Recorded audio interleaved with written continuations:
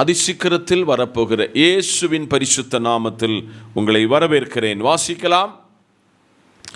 ஏசாயா தீர்க்கதரிசன புஸ்தகம் 51 அதிகாரம் வசனம் 11. ஏசாயா 51 வசனம் 11. அப்படியே கர்த்தரால் மீட்கப்பட்டவர்கள் ஆனந்த களிப்புடன் பாடி சீயோனுக்கு திரும்பி வருவார்கள். நித்திய மகிழ்ச்சி அவர்கள் தலையில் மேல் இருக்கும், சந்தோஷமும் மகிழ்ச்சியும் அடைவார்கள், சஞ்சலமும் தவிப்பும் ஓடி போகும். ஆபிரகாமின் தேவனும் ஈசாக்கின் தேவனும் யாக்கோபின் தேவனும் எங்கள் தேவனுமாயிருக்கிற நல்ல பிதாவே, வார்த்தை உம்முடையது. வார்த்தையின் மறைப்பொருளை பரிசுத்தாவியானவர் வெளிப்படுத்தி தாரும். ஜனமாவலோடும் எதிர்பார்ப்போடும் இந்த வார்த்தைகளை கவனிக்கிறதை கர்த்தர் அறிகிறேன். ஜனத்தின் நடுவில் பேசும் இயேசுவின் நாமத்தில் பிதாவே, ஆமென். இந்த பிப்ரவரி மாதம் 2026 அதிகாலையிலே இந்த சத்தத்தை நீங்கள் கவனிக்க வந்திருக்கிறீர்கள். இந்த வாக்குத்தத்தம் உண்மையாக நம்மில் நிறைவேறும். எத்தனை பேர் விசுவாசிக்கிறீங்க? நம்மில் இந்த வாக்குத்தத்தம் நிறைவேறும். நாம் உபாகம புத்தகம் 30 அதிகாரம் வசனம் 3 வாசிக்கும் பொழுது, உபாகமம் 30 வசனம் 3 வாசிக்கும் பொழுது, ஒரு சிறைப்பட்டிருந்த ஜனத்தை மீட்டு கொள்ளுகிற வரலாற்றை நாம் உபாகமம் 30:3 நாம் வாசிக்க அதை காண முடியும். அதை சொல்லி உங்களுக்கு இந்த வாக்குத்தத்த வார்த்தையை உங்களுக்கு கொடுக்க ஜெபத்தோடு நிற்கிறேன். இந்த வார்த்தைகளை கவனியுங்கள். உபாகமம் 30 வசனம் 3. உன் தேவனாகிய கர்த்தர் உன் சிறையிருப்பை திருப்பி உனக்கு இறங்கி, உன் தேவனாகிய கர்த்தர் உன்னை சிதறடித்த எல்லா ஜனங்களிலும் உன்னை திரும்ப சேர்த்துக் கொள்வார். கவனியுங்கள். இஸ்ரவேலர்களை தேவன் தெரிந்து கொண்டது உண்மை. இஸ்ரவேலர்கள் தேவனுடைய ஜனம் என்பதை நமக்கெல்லருக்கும் தெரியும். ஆனால் 430 ஆண்டுகள் இந்த ஜனம் சிறைபிடிக்கப்பட்டது. சுதந்திரமற்றவர்களாய் மாறினார்கள். ஒரு ராஜாவினுடைய அடிமைத்தன கூடாரத்தில் எவ்வளவு வேதனைகளின் மூலமாக போக முடியுமோ அவ்வளவு வேதனைக்கு அவர்கள் தள்ளப்பட்டார்கள். ஆனால் உபாகம புத்தகத்தில் உன் தேவனாகிய கர்த்தர் உன் சிறையிருப்பை திருப்புவார். எங்கே கொண்டு வருவார்? அவர் சீயோனுக்கு அவர்களை கொண்டு வருவார். அந்த சீயோனுக்கு அவர்களை திருப்புவார். உன் தேவனாகிய கர்த்தர் உன்னை சிதறடித்த எல்லா ஜனங்களையும், இஸ்ரவேலர்கள் சிதறடிக்கப்பட்டார்கள். அது புதிய ஏற்பாட்டின் காலத்தில் வாசிக்கும் பொழுதும் இந்த ஜனம் சிதறடிக்கப்பட்டது. ஆனால் இவர்களை சீயோனுக்குள்ளே அவர் சேர்த்து கொள்ளுவார் என்று வேதத்தின் உண்மையான வரலாறு. அதை கொஞ்சம் கூடி விரிவாக்குவதற்கு சிறிய தீர்க்கதரிசிகளில் ஒருவரான சகரியா 10 அதிகாரத்தின் 10 வசனத்தில் அந்த சிறையிருப்பினுடைய ஜனத்தினுடைய அந்த காரியத்தை அங்கே தேவன் நமக்கு வெளிப்படுத்தி சுட்டி காண்பிக்கிறார். வாசிக்கலாமே. சகரியா 10:10. நான் அவர்களை எகிப்து தேசத்தில் இருந்து திரும்பி வர பண்ணி அவர்களை அசீரியாவிலிருந்து கூட்டிக் கொண்டு அவர்களை கீலேயாத் தேசத்திற்கும் லீபனோனுக்கும் வர பண்ணுவே. அவர்களுக்கு இடம் போகும். அல்லேலூயா. இந்த காலையில் நல்ல கவனமாக கேட்க வேண்டும். தேவன் சிறையிருப்பிலிருந்து மீட்டு கொள்ளுகிற தெய்வம். ஆமென். ஆனபடினால நீங்களும் நானும் ஒருவேளை இந்த 6 மாதத்தில் பல சிறையிருப்புகளை சந்தித்திருக்கலாம். சில அடிமைத்தன வீட்டினுடைய அனுபவம் நமக்குள்ளே வந்திருக்கலாம். ஆனால் கர்த்தர் இஸ்ரவேலர்களை கைவிடுகிறவர் அல்ல, இஸ்ரவேலர்களை மறக்கிற தெய்வம் அல்ல. அவர்களை தம்முடைய ஜனம் என்றும், தம்முடைய ஜனம் தம்மை சேவிக்க வேண்டும் என்றும், தான் சொன்ன வாக்குத்தத்த தேசத்திற்கு ஜனம் செல்ல வேண்டும் என்று கர்த்தர் எதிர்பார்ப்புள்ளவர். ஆமென். ஆதலால் இன்றைக்கு காலையிலே இந்த சத்தத்தை கவனிக்க வந்திருக்கிற உங்களை பார்த்து கர்த்தர் சொல்கிறார், உங்கள் சிறையிருப்புகளை நான் மாற்றுவேன். அல்லேலூயா. இந்த காலையிலே கர்த்தர் நம்மை பார்த்து சொல்கிறார், உங்கள் சிறையிருப்பை நான் மாற்றுவேன், உங்களை சீயோனுக்கு கொண்டு வருவேன். எங்க கொண்டு வருவேன்? சீயோனுக்கு கொண்டு வருவேன். ஆதலால் இந்த காலையில் நாம் வாசித்த ஏசாயா 51 அதனுடைய 11ஆம் வசனத்தில் இருக்கிற ஒரு பெரிய வாக்குத்தத்தத்தை இந்த காலையில் நாம் சுதந்தரித்துக் கொள்ளப் போகிறோம். ஆனபடினால அதனுடைய பின்பகுதி தான் இந்த காலையிலே உங்களுக்கென்று ஆண்டவர் தந்த வாக்குத்தத்தம். சொல்லுங்க, சந்தோஷம். சத்தலையே, சிரிச்ச முகத்தோட சந்தோஷம், மகிழ்ச்சி அடைவார்கள். என்னது? சந்தோஷம், மகிழ்ச்சி அடைவார்கள். இந்த காலையிலே நாம் 2 பாடலை பாடணும். சந்தோஷம் பொங்குதே, சந்தோஷம் பொங்குதே, சந்தோஷம் என்னில் பொங்குதே. மகிழ்வோம், மகிழ்வோம், தினமாக மகிழ்வோம். இந்த காலையில் தேவன் நம்மிடத்தில் விரும்புகிறது, சிறையிருப்போடு இருக்க அவர் விரும்பல. அடிமைத்தன வீட்டில் எகிப்தில் இருக்க ஆண்டவர் விரும்பல. ஆண்டவர் இந்த காலையில் உங்களுக்கு சந்தோஷத்தை கொடுக்க விரும்புகிறார். ஆமென் சொல்லுங்க. இந்த காலையிலே யோவான், அதற்கு பின்பு இயேசு கிறிஸ்து இவர்களுடைய பிறப்பை முன்னறிவித்தவர்கள். இவர்கள் பிறப்பின் நிமித்தம் என்ன உண்டாகுமா? சந்தோஷமும் மகிழ்ச்சியும் உண்டாகும் என்று தீர்க்க தரிசனம். இந்த காலையிலே கடந்த 6 மாதம் அளவும் ஒரு சிறையிருப்பின் அனுபவம். எங்கே எடுத்தாலும் தோல்வி, எதிலும் வேதனை, எதிலும் கண்ணீர். ஆனால் இந்த காலையிலே அதிகாலையிலே ஜனத்தோடு சொல்லுகிறார், உங்களுக்கு ஒரு சந்தோஷத்தை கற்றுக் கொடுக்க விரும்புகிறார். ஒரு சந்தோஷத்தை இந்த காலையிலே நீங்கள் அடைவீர்கள் என்று ஆவியானவர் சொல்லுகிறார். பொதுவாக உங்கள்கிட்ட நான் ஒரு கேள்வி கேட்கிறேன், நம்முடைய அனுதின வாழ்க்கையில் எப்போ நமக்கு சந்தோஷம் வரும்? உங்கள்கிட்ட கேள்வி, சந்தோஷம் எப்போ வரும்? கை நிறைய பணம், சமாதானமாக இருக்க சொல்ல என்ன வரும்? சந்தோஷம் வரும். இது உலக பிரகாரமான சந்தோஷம். ஆனால் இந்த காலையில் உங்களுக்கு சொல்ல, கிறிஸ்து என்ன இரட்சகர் இருதயத்துக்குள்ள இருந்தா பணம் தராத, இந்த உலகத்தில் உறவுகள் தராத சந்தோஷத்தை ஆண்டவர் உங்களுக்கு தருவார். இன்னைக்கு காலையில் ஒரு தீர்மானம் எடுக்கணும். என் வாழ்க்கையில் ஜெபம் பண்ண சொல்ல, ஆராதனைக்கு வர சொல்ல, கர்த்தருடைய பந்தியில் இருக்க சொல்ல மாத்திரமல்ல சந்தோஷம், என் வாழ்க்கையில் கிறிஸ்து எப்பொழுதும் என் கூட இருக்கிறது பெரிய சந்தோஷம்.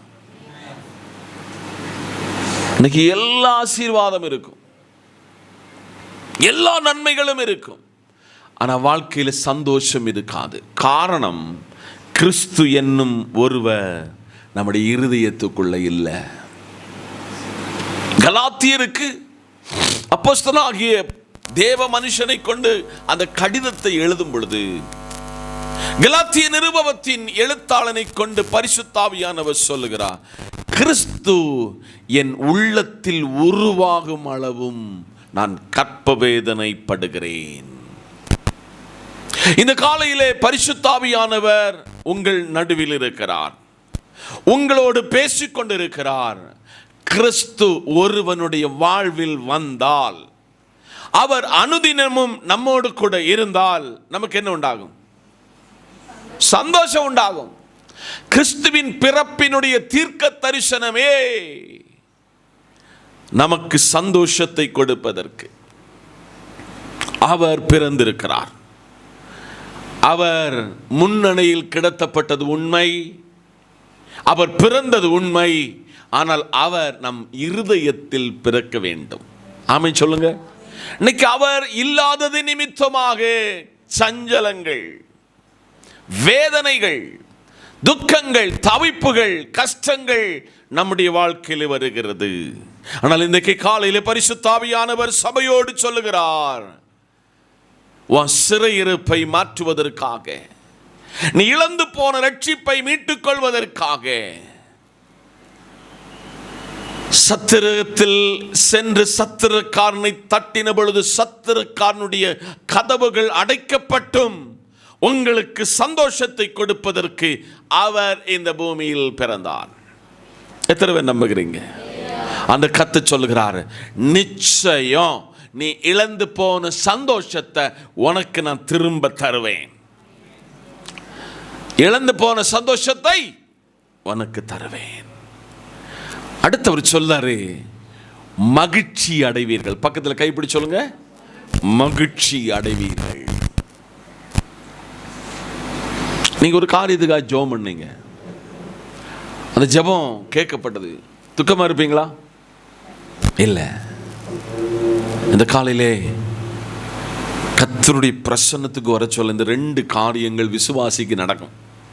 ஒருவேளை ஆலயத்துக்குள்ள வர சொல்ல அழுதுட்டு வருவீங்க, ஒருவேளை தேவ பாதத்தில் இருக்க சொல்ல அழுவீர்கள். எல்லாம் இழந்த ஒரு பிபி கீழே போனது மாதிரி உள்ள சூழ்நிலையில் வருவீங்க. ஆனால் இங்கிருந்து திரும்ப போகும் பொழுது மகிழ்ச்சியோடே, எப்படி மகிழ்ச்சியோடே போவீர்கள். நான் முகவுரையா ஏன் இஸ்ரவேலினுடைய சிறையிருப்பை குறித்து சொன்னேன்? நல்ல புரிந்து கொள்ளுங்கள். சிறையிருப்பு என்பது சுதந்திரமற்றது. இங்க இருக்கிற மாதிரில ஒரு சிறைச்சாலையில் ஒரு டைமுக்கு தான் நீங்க காலையில் உணவு டிஃபன் சாப்பிட முடியும். அந்த டைமுக்குள்ள தான் என்னென்ன காரியங்கள் செய்ய முடியும். சுதந்திரமற்றது. சிறையிருப்பு கொடூரமானது, சிறையிருப்பு சுதந்திரமற்றது. ஆனால் கர்த்தர் சொல்லுகிறார், உங்கள் சிறையிருப்பை நீக்கி உனக்கு நான் சந்தோஷத்தை தர விரும்புகிறேன். அந்த சந்தோஷத்தை கொடுப்பதாக சொன்னவர் தேவன். பைபிள் சொல்லுது, அவர் வாக்கு தத்தத்தில் உண்மையுள்ளவர், வாக்கு மாறாதவர். அவர் மனமாற மனுபுத்திரன் அல்ல. இன்னைக்கு காலையில் இந்த மாசத்துல ஞாபகம் வர சொல்லலாம், கர்த்தர் என்கிட்ட சொல்ல இருக்கிறாரு, உன் சிறையிருப்பை மாற்றி உனக்கு சந்தோஷத்தை தருவேன். என்னது தருவேன்? மகிழ்ச்சியை தருவேன். பரிசுத்த வேதாகமத்தை நீங்கள் கற்றுக்கொண்டீர்கள் என்றால், எலிசபெத் சகரியா அவங்க கர்த்தருக்காக பணி செய்தார்கள். யாருக்கு பணி? கர்த்தருக்கு பணி செய்தவனுக்கு என்ன கிடையாது? மகிழ்ச்சி இல்லை, சந்தோஷமும் இல்லை. வேலை கர்த்தருக்காய் செய்தான், அது உண்மையா செய்தான். இன்னைக்கு நான் உங்கள்கிட்ட சொல்றேன், உங்க குடும்ப வாழ்க்கையா உண்மையா குடும்ப வாழ்க்கையில் வாழுங்க. தொழிலா அதை உண்மையாய் செய்யுங்க. படிப்பா அதை உண்மையாய் செய்யுங்க. உண்மையாய் ஒருவரை ஒருவர் நேசியுங்க. உண்மையாய் எல்லாவற்றையும் கள்ளம் கவடம் இல்லாமல் வாழுங்க. உங்க பட்சத்தில் கர்த்தர். சகரியாவுக்கும் எலிசபெத்துக்கும் நான் கண்ட உண்மை, உண்மையாக கர்த்தருக்கு தூபம் காட்டினார்கள். தூபம் காட்டின அவனுடைய துக்கத்தையும் சஞ்சலத்தையும் தவிப்பையும் ஆண்டவராகிய கர்த்தர் தூதனை அனுப்பி சொல்லுகிறார், உனக்கு ஒரு கற்பக்கனியை கர்த்தர் தருவார். அவனை எப்படி வளர்த்தணும், அவனுடைய பெயர் என்ன, எல்லாவற்றையும் முன்குறித்தார். ஆனால் அவனுக்கு அவிசுவாசம். அவர் சொன்னவர் உண்மையுள்ளவர். அவன் கேட்ட கேள்விக்கு வாயை அடைச்சாரு. இன்னைக்கு காலையில் உங்களை பார்த்து சொல்றாரு, என்னென்ன காரியம் நடக்கலைன்னு சொல்லி கவலையோடு இருக்கிறீங்களோ, இன்னைக்கு காலையில் கத்த சொல்லுதார், அந்த காரியத்துக்கு உனக்கு ஒரு சந்தோஷம் வரப்போகிறது, அந்த காரியத்திற்கு ஒரு மகிழ்ச்சி வரப்போகிறது. அந்த காரியத்தை கர்த்தர் உங்களுக்கு செய்வார். ஆண்டவர் அவனுக்கு கொடுத்த பிள்ளைக்கு கர்த்தர் கொடுத்த வாக்குத்தத்தம் என்னன்னா, ஸ்திரீகளிடத்தில் பிறந்தவர்களில் இவனை விட ஒருத்தன் பெரியவன் இல்லை. ஆமென், அல்லேலூயா. இன்னைக்கு கர்த்தர் உங்களுக்கு வாக்குத்தத்தம் தர சொல்ல அதை உண்மையாக நம்பணும், உண்மையாக விசுவாசிக்கணும், உண்மையாக ஏற்றெடுக்கணும். சிறையிருப்பின் அனுபவத்தை தூக்கி எறியணும். ஒரு அலையில சொல்லுங்க, சிறையிருப்பில் ஆராதனை கிடையாது, சிறையிருப்பில் சுதந்திரம் இல்லை, சிறையிருப்பில் பரிசுத்தம் இல்லை. சிறையிருப்பை மாற்றி சியோனுக்கு உங்களை இந்த ஆலயத்துக்குள்ள கொண்டு வந்திருக்கிறான்னா, இந்த ஆலயத்துக்கு வந்தீங்கன்னா அந்த ஆலயத்துக்கு சில நிபந்தனை இருக்கிறது. இந்த இடம் பரிசுத்தவான்கள் கூடுகிற இடம். இந்த இடத்துக்கு வந்தவனை ஆண்டவர் பரிசுத்தத்தில் வழி நடத்துவார்.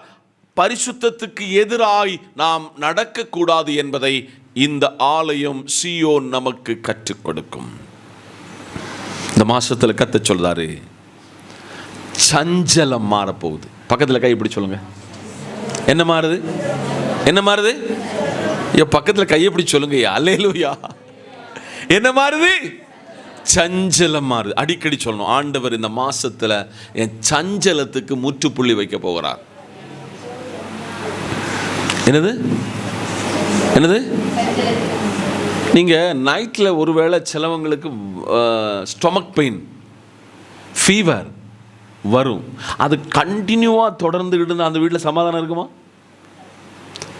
சில நேரத்தில் ஒரு சின்ன வைத்தியம், கை வைத்தியம் நம்ம வீட்டில் இருக்கும். ஏதோ கிருபையால் அந்த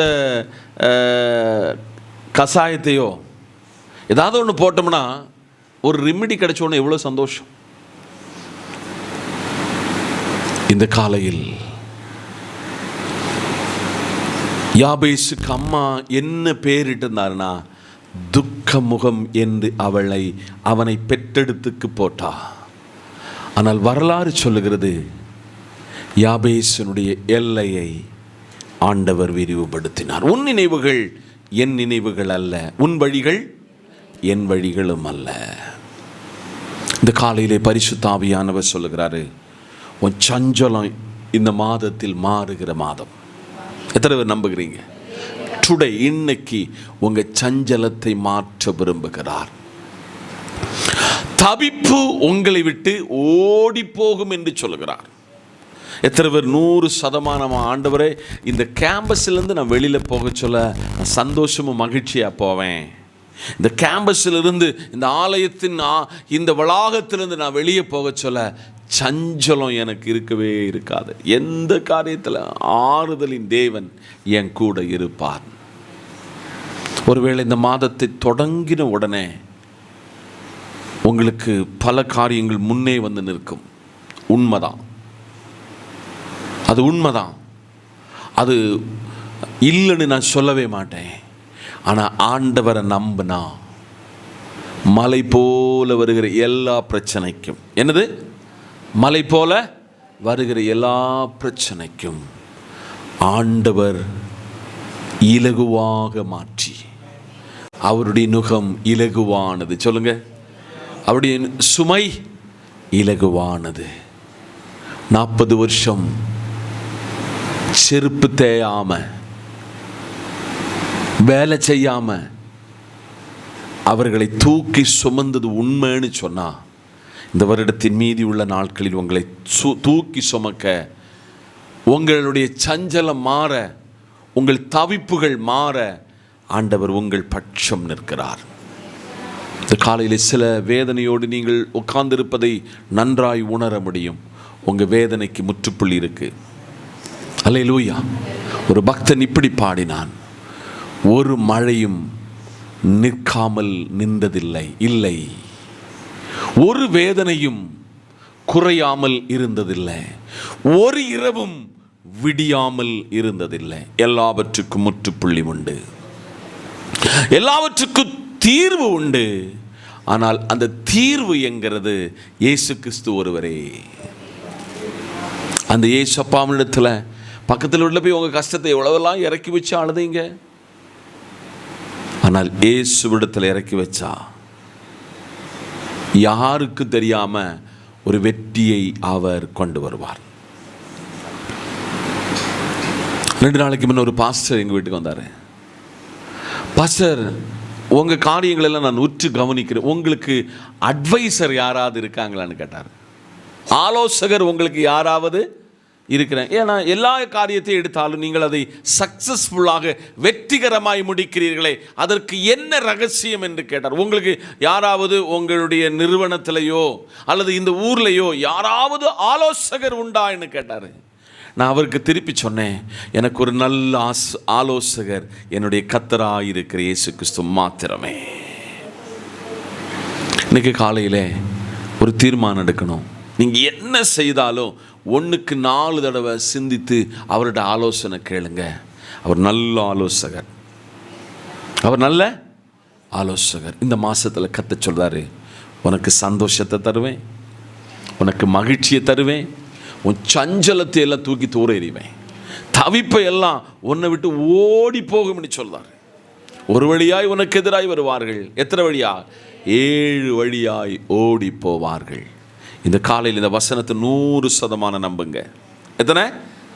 100%. இந்த இடத்துல இருந்து இப்போ இருந்த அப்பம் பிட்ட ஆராதனைக்கு ஆயத்தமாக சொல்ல நீங்கள் சொல்லணும், ஆண்டவர் எனக்கு இந்த மாசத்துல சந்தோஷ செய்தியை கேட்க செய்வார், மகிழ்ச்சியின் செய்தி எனக்குள்ளே வரும்.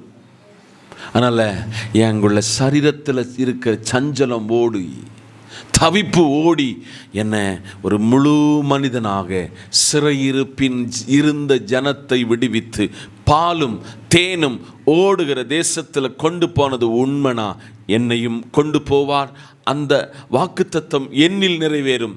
தேவன் இந்த வாக்குத்தத்தத்தினால் உங்களை ஆசீர்வதிப்பார். ஜெபிப்போம். சர்வ வல்லமையுள்ள நல்ல பிதாவே, இந்த நல்ல காலையிலே கர்த்தர் எங்களுக்கு கொடுத்து தந்த நல்ல வார்த்தைக்காக ஸ்தோத்திரம். இந்த காலையில் இந்த வாக்குத்தத்தம் எங்களில் நிறைவேறுவதாக உம்முடைய பாதத்துக்கு முன்பதாக எங்களை சமர்ப்பிக்கிறோம். தேவ ஆசீர்வாதம் எங்களோடு கூட இருப்பதாக. துதியும் கனமும் மகிமையும் எல்லாம் உமக்கு ஒருவருக்கே. இயேசுவின் நாமத்தில் பிதாவே, ஆமென்.